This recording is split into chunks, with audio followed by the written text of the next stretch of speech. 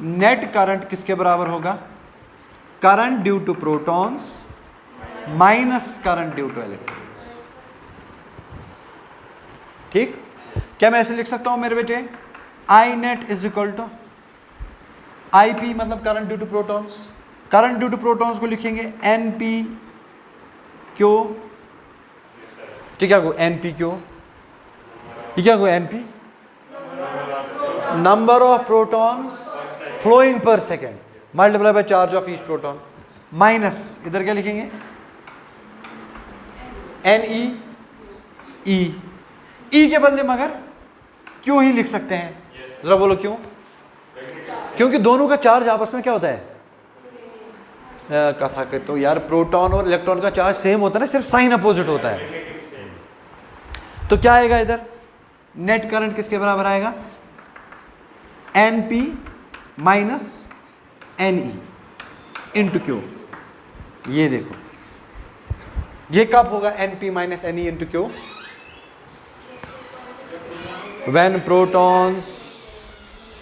protons and electrons move in the same direction. What is the net current? Np minus Ne into Q. What is Np? Number of protons flowing per second. What is Ne?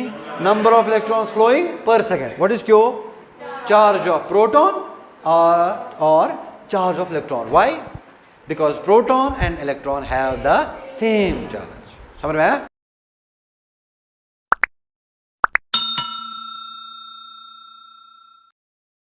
जब जब examiner question पूछेगा hertz में पूछेगा तो वो क्या देता है? एफ। अगर रेडियन पर सेकंड दिया होगा तो ओमेगा। समझ में आ रहा है नहीं आ रहा है? सो ओमेगा का यूनिट क्या होता है?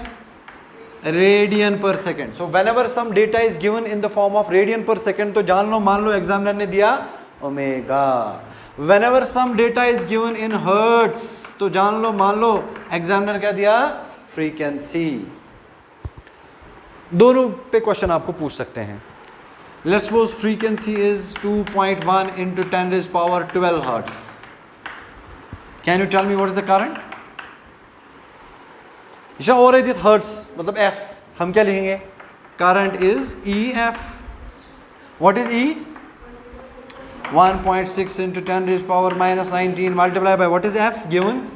2.1 into 10 raised power, खत्म है ना? अगर कभी ऐसे क्वेश्चन देगा frequency is 2 into 10 power 16 radiance पर सेकेंड, व्हाट इज करंट? मतलब इसने क्या दिया इस टाइम पे? हाँ, रेडियन पर सेकेंड, मतलब इसने क्या दिया? ओमेगा दिया तो कौन सा इक्वेशन यूज करेंगे? आई इज इक्वल टू, जल्दी जल्दी बोलो, ई ओमेगा डिवाइडेड बाय 2 पाई। कहानी हो गई खत्म। ई के बदले 1.6 into 10 power minus 19, omega is 2 into 10 power 16, 2 pi, you know, that's it. हो गया? जरा हमने ओवरऑल आज के लेक्चर में कितनी इक्वेशंस पढ़ी? 2 ही। जरा बोलो क्या क्या? I average is equal to delta Q by delta T. इस पे क्या क्या सवाल पूछते हैं?